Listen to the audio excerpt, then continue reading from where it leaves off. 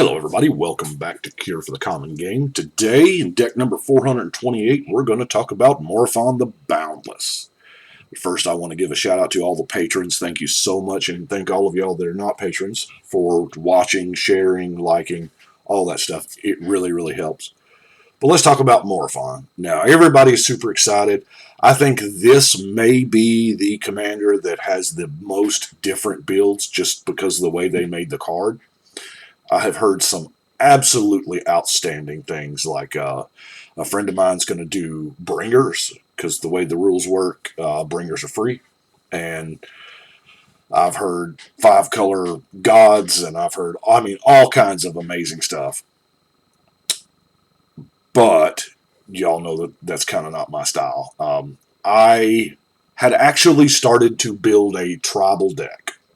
It was a 3-color tribe, so I am kind of wasting a couple colors, if you will, here, using this 5-color commander.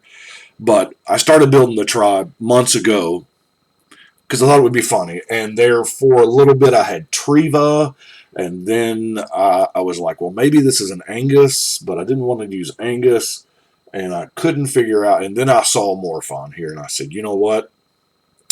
Because I don't want to happen what happened with Ayula. She'll be next. With Ayula, I built Goreclaw when Goreclaw came out because he was the first legendary bear, and I built tribal bears out of it. And he doesn't really do anything with bears. So then when they spoiled Ayula, I said, well, I rebuilt Goreclaw to actually take advantage of his ability, and tribal bears became Ayula. So that'll be the next deck for tomorrow. So I was like, well, I don't think they're going to make a legendary crab anytime soon. Yep, that's right.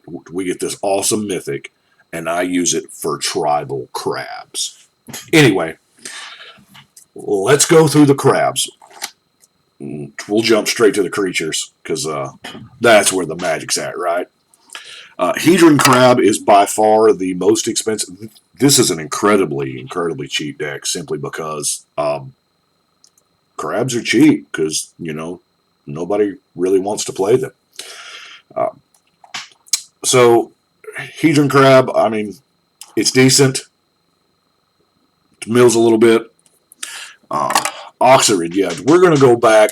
A lot of these cards are you've never played with, you've never seen, because let's face it, their only use is for tribal crabs. This is actually a crab beast from Nemesis.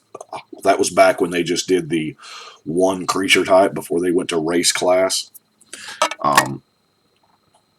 Fortress Crab, a 1/6. You want to talk about some blockers. That's pretty much what we've got. And here, the king crab is kind of not that bad. We've got some green crabs, some green creatures, and this is a heck of a defensive. Somebody attacks you with a green creature, you can just put it back on top of their library. Cost them the tempo, cost them the draw, the mana spent, all that jazz. Speaking of green, that's right. And this one, Defender, yeah. But you know what? For that 8, now granted it's 6 to cast and 8 to activate, but our buddy Morophon makes it cheaper to cast, so it's just 4. Hey.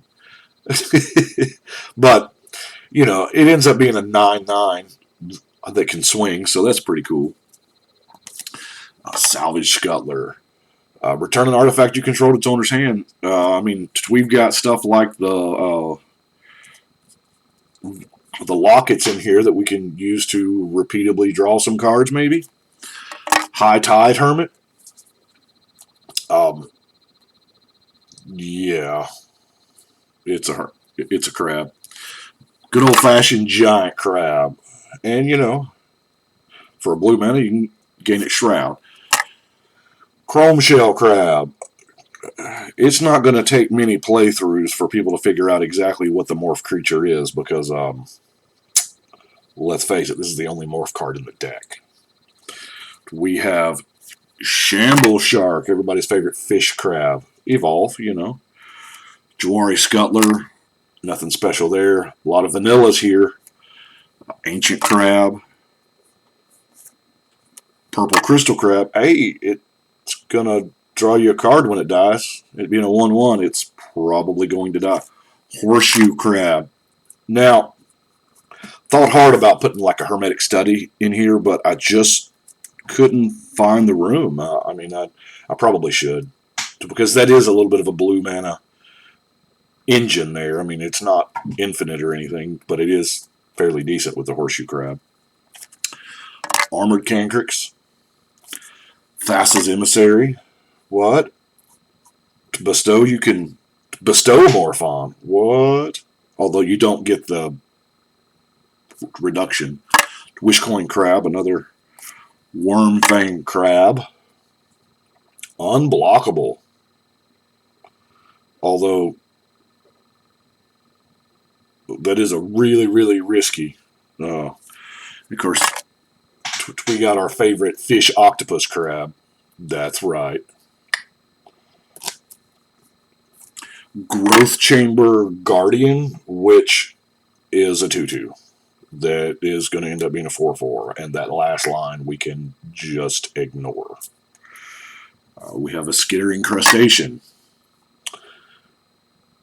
That's right. Monstrous makes it hexproof. MH1 gave us the another card here.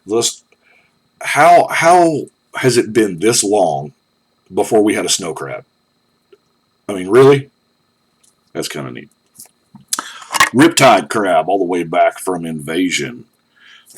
We got some Eldrazi Crabs. The Drownyard Behemoth and the Vexing Scuddler. And I felt like I needed a couple more. The Amoeboid Changeling. It seems to be the... I mean, this was even in the Foil Sliver deck way back. And then, of course, we have a clone. Just because. Now, if you'll notice, a lot of that was blue. So this is a 3-color blue deck, essentially. We have some green for our Farseek, our Rampant Growth, and then Growth Spiral. Those are our, spell ramp, if you will. And then, of course, we have our Mana Geode, the Locket, both Lockets, Simic, too. Pillar of Origins, because we'll need that. Obelisk of Bant. One of the new talismans from MH1. And, of course, a Smothering Tithe, because, who don't like mana? Now, let's look at some other stuff here. Sylvan Scrying's going to go get us whatever land that we want. Corchace's Ingenuity, just so the instant speed draw card. Biogenic Upgrade, passing out some counters. Now, I really, really like Guardian Project. Let's read it. Whenever a non-token creature enters the battlefield under your control, if it doesn't have the same name as another creature you control or a creature in your yard, draw a card. This is green card draw, but in our format, yes, it can happen. There are those 4 creatures where you can have any number of, but let's face it, none of those are green. I think they're scared to give green that ability. But this is just a good old-fashioned card draw spell in green. Now, it is based around creatures, which is how green draws, but it's still really good. We got ourselves a Bant Charm. Good utility. Spitting Image to keep making copies of something. Target creature, so that there's a good chance with this particular deck we're going to be making copies of something our opponent has. Invert the Skies. I bumped the camera. Yeah. Creatures your opponents control. Love the way that's worded. Because that way, it's all opponents. I like it when they make cards specifically for multiplayer. Mirror Weave is just gonna... Here's another one. Of target non-legendary creature until end of turn. So it doesn't have to be yours if, somebody's got a Baneslayer or whatever, you can turn all your crabs into Baneslayers, because that's like living the life if you're a crab, I guess. Simic Ascendancy, we're in the colors, and it is an alt-win condition. I kind of like having one of those in the deck every now and then. It's regrowth for just value. Wanderer, preventing all that red board wipe damage. There's on Twitter, there's a board wipe bracket going right now, and the red spells are doing rather well. So that tells me that, you know, the chain reactions and blasphemous acts and things like that are, you know, very popular. Unflinching Courage, probably for Morophon. Teferi, Twilight Raveler, I mean, it's not bad. It slows your opponent down, and let's face it, we're playing crabs. We need everybody to be slowed down to our speed. And High Alert, because one thing about crabs is, you know, most of them all have way higher toughnesses than power. So this kind of slotted right in there. Collective Blessing, of course, it's going to make them all huge. And then Steely Resolve just gives them all Shroud. Let's see what we got next. We got removal-ish kind of stuff. On Thin Ice. Obviously, we're going to be playing a few Snowlands. So, Winds of Abandon. Now, I kind of like this. It seems very double-edged sword. Every time I hear that phrase, I think about Kamal. People say double-edged sword like it's a bad... I'm paraphrasing. Like it's a bad thing. It's a sword with two edges. Who wouldn't want... Anyway. But it is an absolutely I have to get rid of everything wrath. I mean, they're exiled, and they probably get a ton of lands for it. I mean, this is one of those cards I'm not sure that I'm responsible enough to play with. Because if somebody's got 30 tokens out, ooh, yeah. Got a Plummet, Inundate. Here again, it's a safe bet because most of our crabs are blue. Some counter magic in the form of Negate, Dovin's Veto, Hindering Light, and of course a Return to Nature, and a Crumble lastly. So now let's look at our lands. As mentioned, we do have some Snowlands. I'm running some islands. I think 4 plains and 4 forest just to have some basics of those types. Now, also, if you'll notice, most of the lands, the actual non-basics, all produce blue and something else. Of course, the Guild Gate, Growth Chamber, Falls. Treva's Runes are, I mean, I like the layered lands. It bounces another land to your hand. Maybe we're lucky enough to where, you know, we want to bounce the Vivid Creek to reset those counters or what have you. Of course, Hallowed Fountain, Breeding Pool, the Promenade, Farmland, Seaside Citadel's another tri-land for the colors that we need. Blighted Woodland, probably to go get some, you know, non-green basics, because evidently we already have green here if we're using it. Tranquil Cove, Meandering River, Evolving Wilds, Woodland Stream, Bant Panorama, Azorus Chancery, the Guild Gate.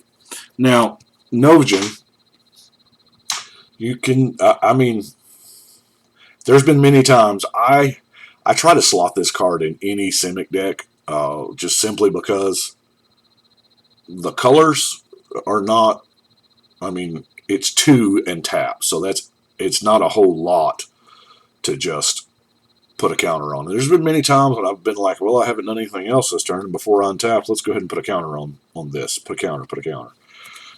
It's not hard to keep up. And then lastly, of course, we have a Rogue's Passage. Now, that is what I've got for Tribal Crabs. I know I probably have the weakest Morophon deck out there, but sitting down with tribal crabs is going to be just an absolute epic amount of fun. So here's something that I'm going to do that I don't normally do. Let's go ahead and put Morophon here back in his sleeves. I normally take them out of both sleeves so that it's because that's what you said. I'm saying if I left it in both sleeves, it just looks so muted. So we are going to Shivam over at the Commander and Podcast had said something that was, he said, yeah, at the end of each video, you should actually show yourself putting it on the wall. So let's go. We're going to put it right up there. Deck number 428, complete. So I do appreciate y'all watching, and y'all let me know what you think. But I think right now, it is time to shuffle and cut.